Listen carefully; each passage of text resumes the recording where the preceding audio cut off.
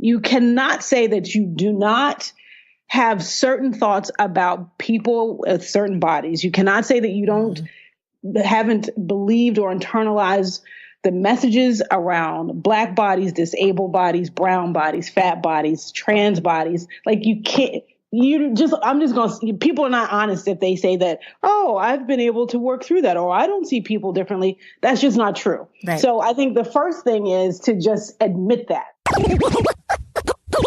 This is your Kick-Ass Life podcast, episode number 259 with guest Melissa Toler.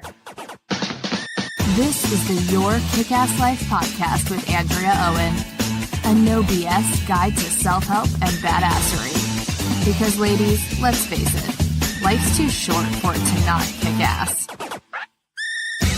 And here's your host, the girl who serves it up straight with a side of crazy, Andrea Owen. Hey there, ass kickers. Welcome to another episode of the podcast. I am so glad that you are here.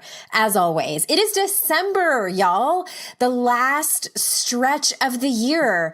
And I know that this should be the time of year where I'm like, it's your last chance to do all the things in 2018 that you wanted to do. I'm not that life coach, and sometimes I feel bad about it, but I'm like, whatever. Business as usual over here. I just feel like the pressure, right? The pressure of having to make these goals that you made in the beginning of 2018. I just feel like you have to figure out what works for you. If pressure feels best for you, then I know a lot of life coaches out there that are doing different things like last 90 days, last 30 days, last 30 seconds of the year, finish. Do the thing. That's not me. If you want to do that, I will cheer you on. If you don't, that's okay. I'm over here drinking coffee, recording a podcast episode for you just like regular and thinking about what's going to happen in 2019. I also don't do the word of the year. Do you do that? I love people that do that. I think that's so amazing that you can pick a word, one word that you want to focus on for all of 2019 or the new year, whatever. And it's like your theme. I want to have a theme song, which I don't even think I could commit to. I might have like a different song for every month, or maybe I could commit to like one per quarter, but I could not do one for the whole year. And I could not do a word. I tried that once. It was really popular back in like 2012. And I was like, yeah, I'm on board. I'm going to do it. I think I forgot what it was like a week later. And then maybe it's just my personality. I'm like, I cannot commit to such things. I'm on to the next thing. And very much on the Colby Index, I'm a quick start. And I'm just like fly by the seat of my pants with some fire under it. That's how I roll. But if you're the person who can stick to a theme of the year, I think that's rad. It's sort of like, I'm assuming it would be really one of your values, which I'm very passionate about. If you want to pick that word and really focus on it and think about what that means to you, what does that look like? What kind of woman would you need to be to really show up and embody that word? I know, I've had friends and colleagues who've picked words like pleasure or focus or discipline, which I would probably have some follow-up questions if that's your word. But yeah, to each her own. And if you want to do that, by all means, find what works for you. Personally, that's not how it's just like kind of another month. And yeah, that's how it is over here. Very excited to introduce you to Melissa today. I've been following her on social media for a while now, and I love her story, her transition from kind of one messaging to another that you'll hear about. And I just love what she has to say. She's a really amazing writer as well. So I highly encourage you to go out and check out her blog. And before I jump into this conversation, I just want a couple of things. Like it is also a shout out and a tribute, if you will, because over the last few months, I have had the complete honor of taking a small group of women through life-changing work. It's called the mentorship. You may have heard me talking about it over the summer when I was enrolling. And coming up in 2019, I will be offering it again with some slight variations. Long story short, it's only taken me 8 years to realize that facilitating these types of groups that are small, that are intimate, with deep transformational work work is my absolute zone of genius. And these women in this particular group, they are setting boundaries. They are speaking up for themselves. They're practicing self-compassion instead of beating themselves up and going down to comparing and despairing. They're starting new businesses or getting better jobs. They're cheering each other on and themselves. They're making rich new friendships and asking for help. Basically, they are living their version of their own kick-ass life. And a new group is rolling out in the new year, which includes a 2-day workshop retreat here at my house, y'all, so you can come and meet my dog. And we don't have a page set up just yet for it, but if you want to be one of the first, I'm limiting it to the amount of women that can come in, and 2 women have already had calls with me and are likely yeses. So if you want an application and a call with me to see if it's for you, just shoot an email to support@yourkickasslife.com with the word application in the subject line, and Emily will help you out and get it rolling on that. So let me tell you a little bit about Melissa before we jump in. Melissa Toler is a speaker, writer, and educator. Her work encourages people to make the connection between our culture's oppressive beauty standards and our personal struggle with self-acceptance. She has written extensively on diet culture and the toll it takes on our lives and humanity. Her goal is to help people unlearn harmful messages and behaviors from years of chronic dieting. Melissa also has a background as a pharmacist and certified wellness coach. So without further ado, y'all, here is Melissa. Melissa, welcome to the show. Hey, thank you. Thanks for having me. I'm excited to have you here. I've been following your work online and on social media for a while now, and I love everything that you have to say. And I'm so glad that I'm getting the chance to talk to you. And you and I have a similar-ish story about being in the kind of fitness and wellness industry, and then making a pivot, it sounds like yours was like a kind of a sharp right turn. Mine was as well, but you're a former wellness coach turned speaker, writer, and educator. So tell us about, and if I may be so bold, what was it about the wellness industry that you couldn't stand anymore? So yeah, I started off being a health and wellness coach. I got my certification back in 2013, I believe. And what led me to that was I had been doing 2 years prior to that. I started to do fitness competitions. Oh, wow, I didn't know that about you. Yes. Starting in 2011, I started to do fitness competitions. And for those who don't know what those are, it's essentially a Miss America pageant with muscles where we stand on stage all oiled up in a sparkly, shiny swimsuit that you can't swim in. And so a lot of body and food preparation goes into that. It's basically a bodybuilding contest. Anyway, so when I was in the midst of that, and I think this happens to a lot of people, you want to, you're in the midst of constantly watching what you eat, being educated about what you eat and exercising.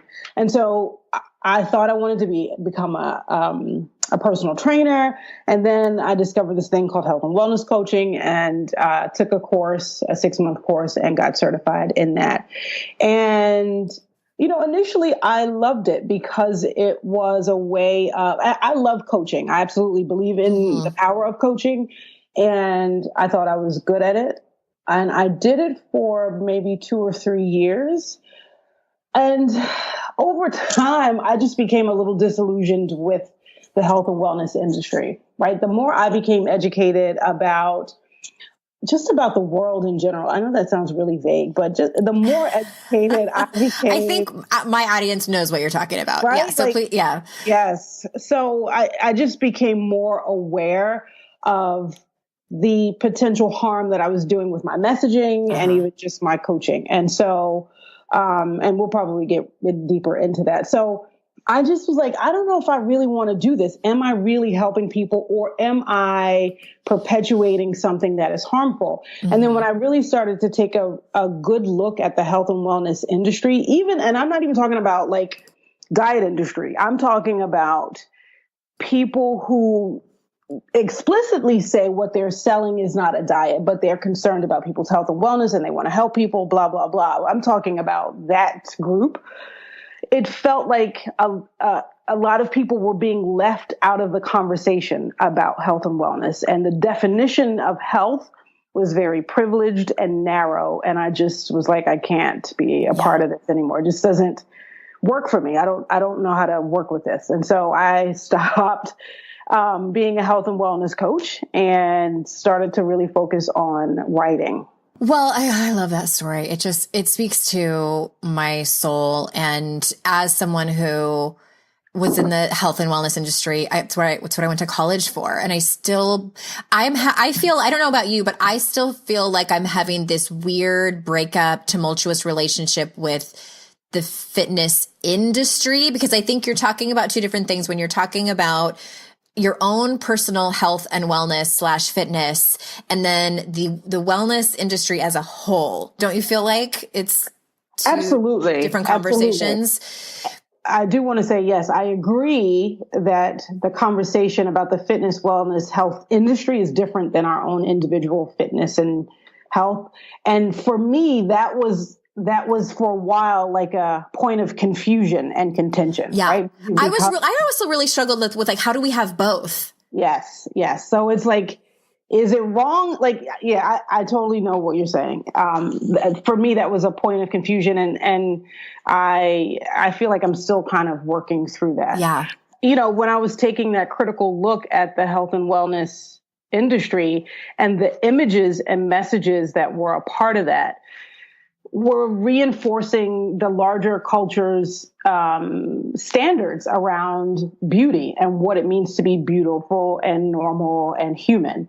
And what I saw, and I think everybody will agree with me, when we look at images of health and wellness, they're almost always represented by a young or youngish, thin, able-bodied white woman. Right. And almost always she's doing some sort of yoga. Was that you that posted on Instagram recently, or was that someone else that I follow that said, just do yourself a favor and Google just the word yoga and click on images? Was that you? Oh, no, that wasn't me. It was someone else that I follow that speaks the same thing that you do. And I did it and I was like, holy shit, y'all, they're not joking. And I'm sure this doesn't come as a surprise to you, but I think it's still like, oh my God, yes, to just, yes, anybody listening, just do a quick Google search, just the word yoga and click on images and see what comes up. Yeah. It's definitely not diverse. No, it's not. And even health and wellness, it's always a yoga pose, a green smoothie. Like it's very similar to images from the diet industry, which is why I don't really see the mainstream health and wellness industry to be very different from the diet industry. The messages are pretty much the same in my mind. Yeah. So you have been going on this journey. And so today, how do you challenge the cultural standards of beauty and wellness? So, a lot of my work, just my professional work, and just my personal inner work is done through writing. But it's also done through connecting with people online, honestly. Like social media, I know sometimes gets a bad rap, but I have made a ton of incredible connections with people who are doing similar work from different angles and making me think about different things. And when I started to really take this critical look at diet culture and even the health and wellness industry, maybe 2 years ago is when I really started to write extensively about it personally, and then also putting some stuff out there. I could look and see just how we are sold images and messages of health and wellness, and how it leaves people out of the conversation with regard to what's beautiful and with regard to what's healthy and what it means to be well in one's life. Mm-hmm. And I was just like, this is bullshit, because why doesn't everyone deserve to be whatever their definition of healthy and well and beautiful? Why don't we all deserve to have that? And so when I saw that tons of people are just being left out of that conversation. And the bigger issue for me was, I think this was also a turning point. So it's one, people are being left out of the conversation, and the definition of what it means to be beautiful, healthy, and well. But then the emphasis that we place on those things and the way that we attach a human being's worth to those things really made me like take a step back and say, okay, this is like serious stuff. It's not just about these images on Instagram and in a magazine. It's what we make those mean about us as human beings. That is really the problem. Yes, to everything. And, you mentioned the word hierarchy, and I had that realization as well of like, okay, we as a culture and a society have created this sort of gold standard of what it means to be just worthy in general, but then also what it means to be at the top of our quote unquote fitness game, to be in peak physical condition. And at the top of that list are having a six pack. Yes. When I realize what I have to do in order to have a six pack, I don't want it bad enough. And for what? So I can take pictures of it and put it on Instagram. To be honest with you, Melissa, like that would be the reason that I would have a six pack, to have a photo shoot. And so I could do that it became more of like, what will people think of me, rather than like, why is having a six pack important to you? Yep. And this is such a hard, difficult conversation, because every time I talk about this on my podcast, every time I get pushback and people saying, but I want to be in my best physical shape. I think this is fine. I would love to hear what you have to say about this. But one of the biggest questions I've been asking myself as I am thinking about like, what do I need to do to get a six pack? What do I need to do this, to do that? I ask myself the question, either who is profiting off of me thinking this way or trying to be this way, and or who is benefiting from me trying to be this way? Because most of the time, it sure as shit ain't me. Mm-hmm. It's somebody else. And it's usually like some white dude at the top who's making a lot of money. I mean, we can talk about alcohol and women. We can talk about dieting and on and on and on. What do you think?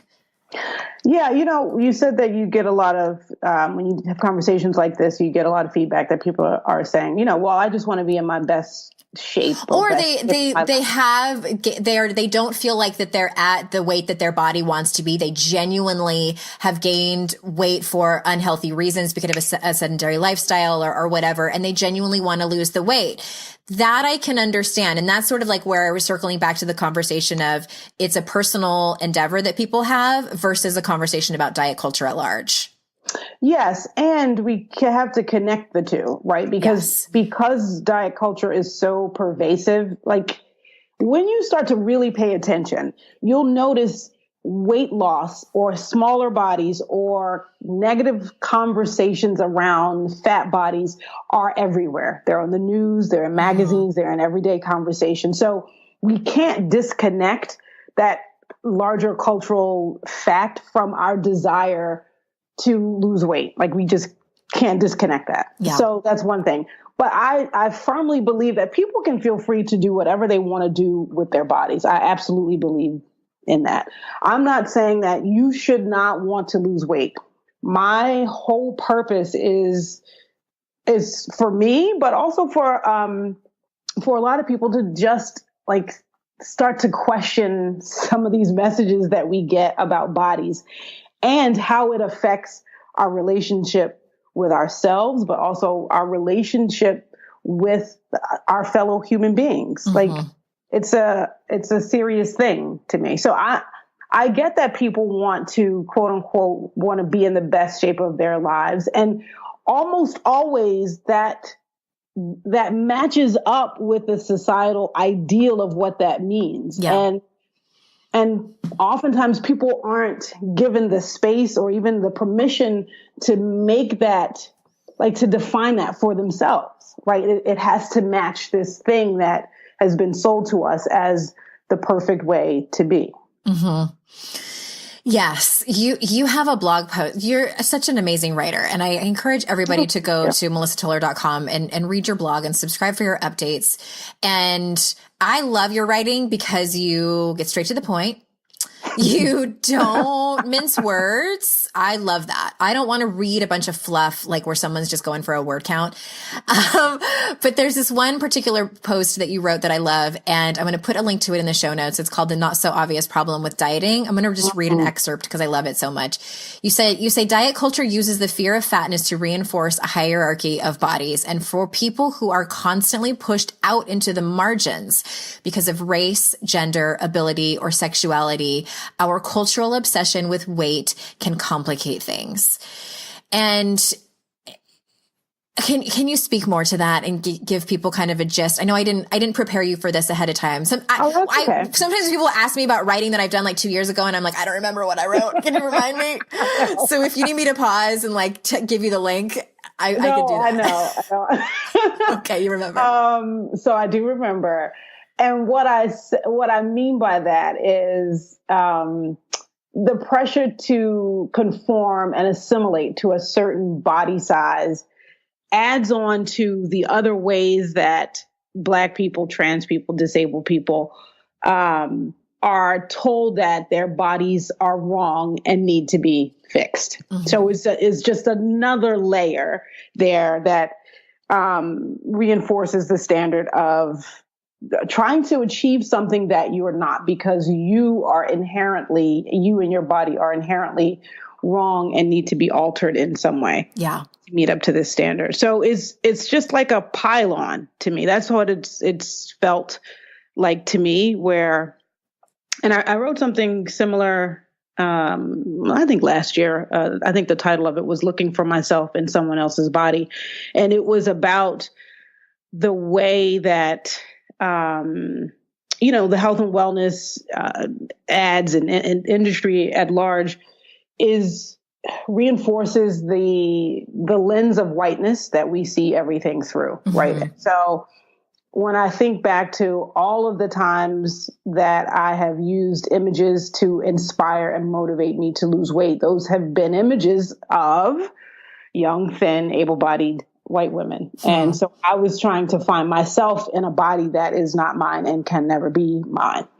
And you know what, now that I'm connected to quite a few people through social media, where like trans people, disabled people who talk also about internalized fat phobia and how fat hatred within our society just compounds whatever the already existing issues we may have around our bodies not being accepted as being normal. Yeah. Whew. All of that.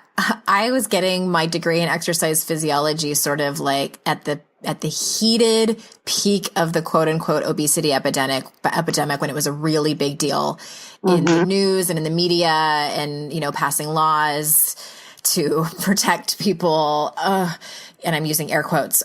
Yes. And so I was immersed in it. I was absolutely positively immersed in it. And it was, of course, always from this righteous place of we're going to help these people make their lives better.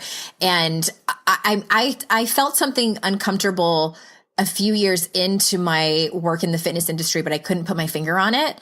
And I truly believe that was it. We did very little studying about the health at every size. I distinctly remember reading one study out of many, many, many. If you get a degree in science, you read so many journal articles. Yes.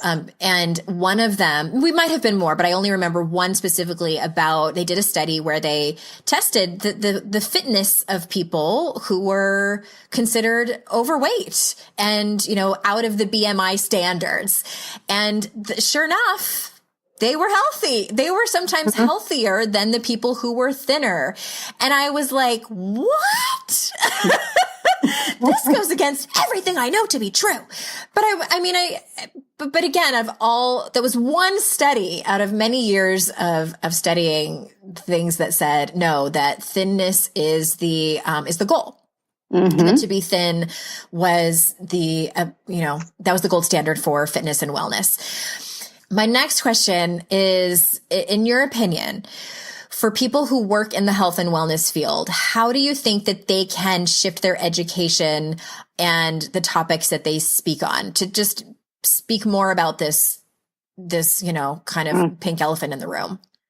Yeah. So that's one of the places I've been putting my energy to is, like working with health and wellness practitioners, professionals on this. And I am by no means an expert. I think, like I mentioned before, a lot of my work is helping folks to use writing as a tool, because I use writing as a tool to unpack and unlearn all of this stuff.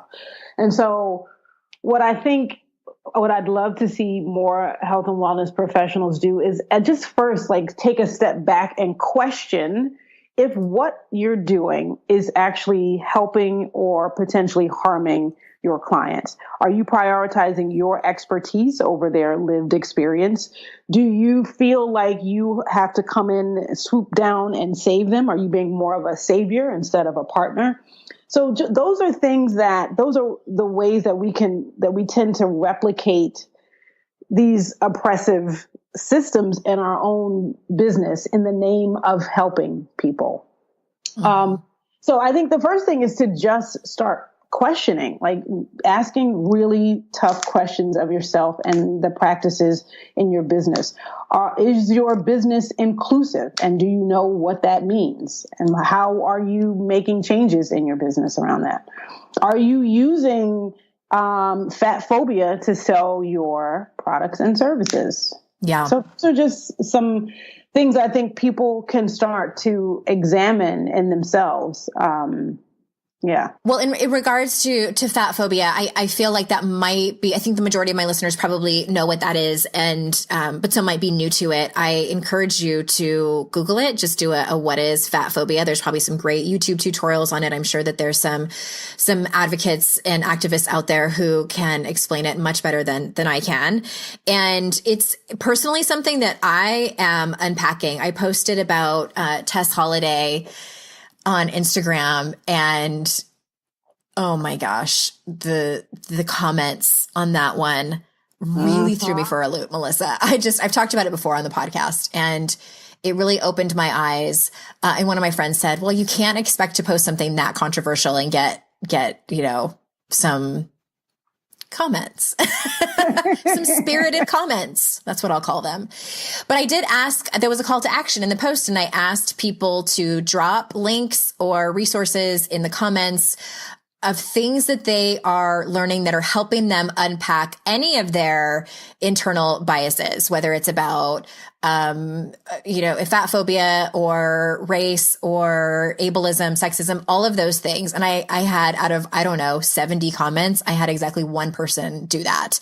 Everyone else wanted to tell me how concerned they were over this girl's body size, or it kind of shook me. Just like, whoa, this is a bigger deal than I thought it was. And it was interesting to me because in unpacking my own Fatphobia, I try my best to listen to podcast episodes and follow people on social media who are leading the way in that movement. One of the podcast episodes that was really interesting to me was by Lindy West. And she was saying, she was on NPR, and she was saying, she's lived her life as a fat woman. And she said, people seem to only accept me, and I'm paraphrasing, people seem to only accept me when I am in the process of losing weight, of trying to lose weight. That's when I am a good fat person. Yep. I'm not if I just am fat. Yes. That blew me away. I was like, whoa, that's true. Yeah. Yes. Because the expectation is that she should always be trying to fix her fatness. Yes.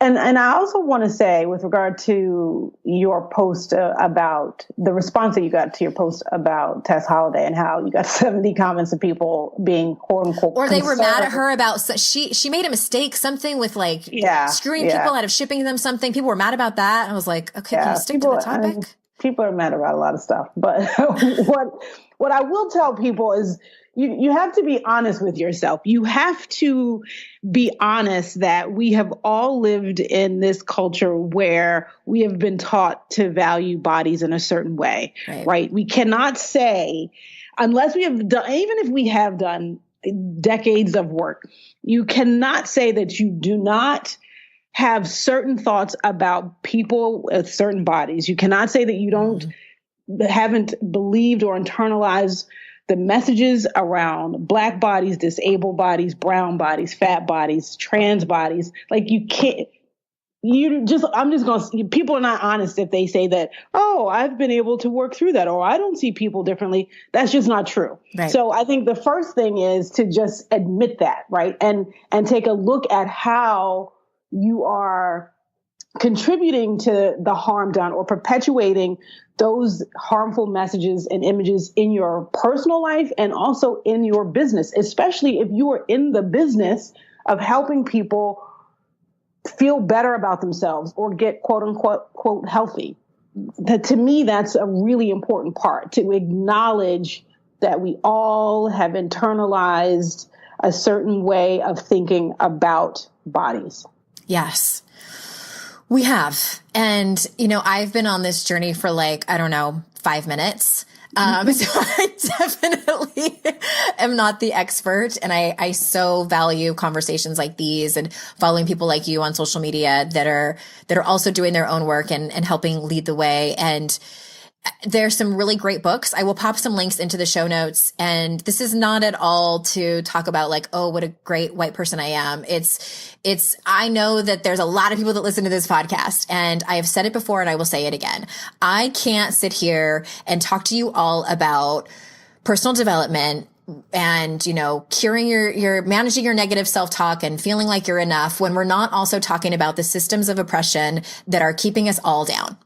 And that's why I talk about diet culture. That's why I talk about white supremacy and patriarchy and feminism and all of these things that are still very much something that I am unlearning 43 years of messaging and programming and being socialized to be a certain way.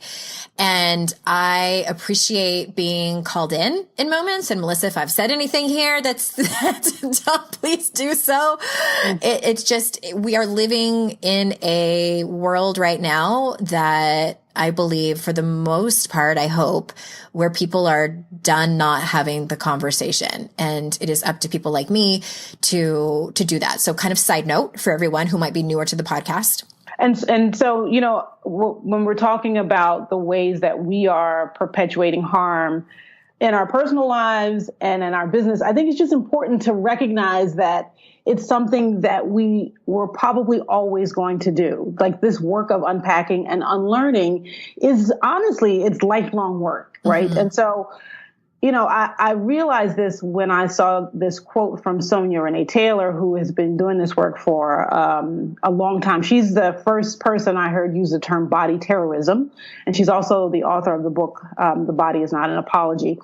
And so this is this quote from her, which I think is spectacular. To bring forth the world we say we want, we must be willing to constantly look at how we are replicating these systems of body terrorism in all that we do. Not if we are, but how, because we always are. And so when you are a person who is running a business or doing something where you want to change the world and you want to create this new world, this is something that we always have to be looking at. And I thought that was a powerful quote from Sonia Renee Taylor, a person who has been neck deep in this work for years and is still saying that she is part of that we who is replicating these systems of body terrorism. This work goes on. Mm-hmm. Yeah. I mean, I catch myself every once in a while. I'm sure it's happening more than the times that I catch myself, just with my own internalized misogyny and it is I mean, I can't speak for everyone, but for me, it's in my bones. And, yeah. Okay. All right. I don't want to part with you without asking you to tell the story about we're kind of coming full circle here, sharing your weight loss obsession and the story and how, I mean, you kind of already answered it, but I just would like in your own words, what was it like for you and how did was there kind of a big turning point where you moved past it, or was it a slow process? Tell us about that. Yeah. So I think, like most people have been socialized as girls and women, weight loss was a big part of my life. Like, it was the thing that I was supposed to almost always be doing. And so I think it started when I was about 11. and continued on. And I was either always on a diet or falling off of one or rebelling because I had been on one. Like a lot of my life had been focused on changing my body to meet to look like the images that were in the 17 magazine that I got every month, or in health magazines, in Shape and Self and all of those magazines. And then here comes social media where I'm able to see it on my phone in my hand all the time. So it was just this ongoing obsession, really. I'd never had an eating disorder. But like most people, I did engage in a lot of disordered eating, which is, one of the cornerstones of dieting, where we alter the way that we eat specifically to change our bodies. And a lot of times it's really not normal, even though it is normalized. And so, I did this off and on for years. And honestly, one of the reasons I started to do fitness competitions was because I thought it would be a quick way for me to lose weight. I mean, if I'm being really honest, I did like the performance aspect of it. I absolutely have loved that. But a big driver was so that I could lose weight. And so, as I started to, I was in fitness competitions for a while, and then I did the wellness coaching thing. And then I just got connected with people on social media who were discussing health at every size and intuitive eating. And it allowed me to reflect on my own experience with dieting and with weight. And I was just like, having weight loss as a focus of your life for decades, it just doesn't feel good, right? It doesn't feel. And then I would see other women online, like telling their stories, and it just made me sad and enraged at it. Like, and I was just like, this just, so I was like, I don't want to do this anymore. I do not want to do this. And so it was a sort of a slow turning point. And I think the big step that I made was through my writing. I think back in 2016, I wrote a post about why I no longer sell weight loss. That was sort of my coming out about why this is not the focus of my personal life anymore. And it's not the focus of my business life anymore. And so I've just sort of been on that trajectory since then, with having more reflection on, not just the diet industry and not just weight, but also other ways that we devalue and value bodies in this culture. Yes, to all that. Oh, I'm so glad I had you on. And for those of you that have made it through this, I would love for you to pop into the show notes to grab a few things. Go read Melissa's blog. That's going to be in the show notes, as well as a couple other episodes I would like you to listen to. If you haven't listened to the 2-part episodes I did with my friend Kate Anthony, where we unpack our own diet culture stuff. I have a series called Conversations with Shit That Matters with Unqualified People. So it's not a teaching episode. It's more of just, us talking about our own stuff with diet culture, as well as I had Ali Shapiro on, who talks about, this from a clinical standpoint. How do we balance the two of actually losing weight and getting healthy for our own legitimate health, and at the same time really taking a hard critical look at diet culture. So Melissa, please tell people where's the one place that you want to send them where they can find out more of you, find out your offerings and things like that. Yes, everything that I have written is at melissatoler.com. Excellent. And of course, that link is in the show notes. And thank you, Melissa, for being here so much. Anything else that you want to say to close up before we say goodbye? Well, thank you for having me. And I just want to say again that we all have unlearning to do. It's really a lifelong process. It is. Just like personal development, it's all very, very similar. And as always, listeners, I'm so grateful for your time. I know that you can't get it back. And so I'm so grateful that you choose to spend it every week with me and my guests. And until next time, I will see you all out in cyberspace. Bye-bye.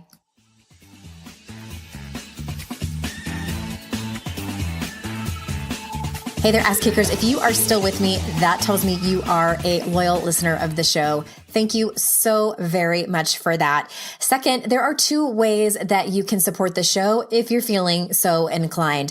The first one is that you can leave a rating and review, whether it's on iTunes, Stitcher, wherever you get your podcasts. Leaving a rating and review helps me so much. The second is you can support the show over on Patreon. Over there, there is a way for you to get your questions answered on listener Q&A episodes, suggest topics that you want me to riff on here, and suggest guests that you would like to have on the show, as well as other giveaways and things that I do over there.